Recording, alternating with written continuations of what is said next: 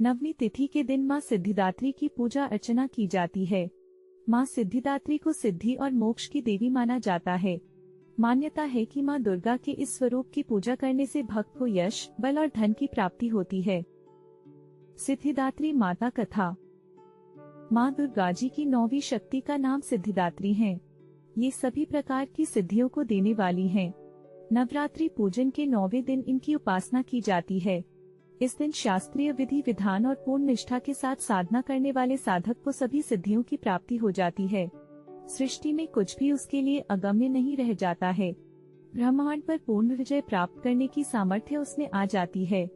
मार्कंडे पुराण के अनुसार अनिमा, महिमा, गरिमा, लघिमा, प्राप्ति, प्राकाम्य, ईशित्व और वशित्व ये 8 सिद्धियां होती हैं।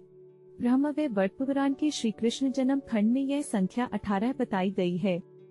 इनके नाम इस प्रकार हैं: अनिमा, लघिमा, प्राप्ति, प्राकाम्य, महिमा, ईशित्व, वाशित्व, सर्वकामाप्सायिता, सर्वज्ञत्व, दूरश्रवण, वर्काय प्रवेशन, वाक्सिद्धि, कल्प वृक्षत्व, सृष्टि, संहार करण सामर्थ्य, अमृतत्व, सर्वन्यायकत्व, भावना, सिद्धि। माँ सिद्धिदात्री भक्तों और साधकों को ये सभी सिद्धियां प्रदान करने में समर्थ हैं।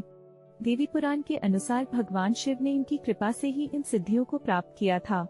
इनकी अनुकंपा से ही भगवान शिव का आधा शरीर देवी का हुआ था। इसी कारण वे लोक में अर्धनारीश्वर नाम से प्रसिद्ध हुए। माँ सिद्धिदात्री 4 भुजाओं वाली हैं। इनका वाहन सिंह है। ये कमल पुष्प पर भी आसीन होती हैं।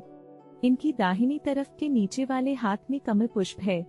प्रत्येक मनुष्य का यह कर्तव्य है कि वह माँ सिद्धिदात्री की कृपा प्राप्त करने का निरंतर प्रयत्न करे, उनकी आराधना की ओर अग्रसर हो।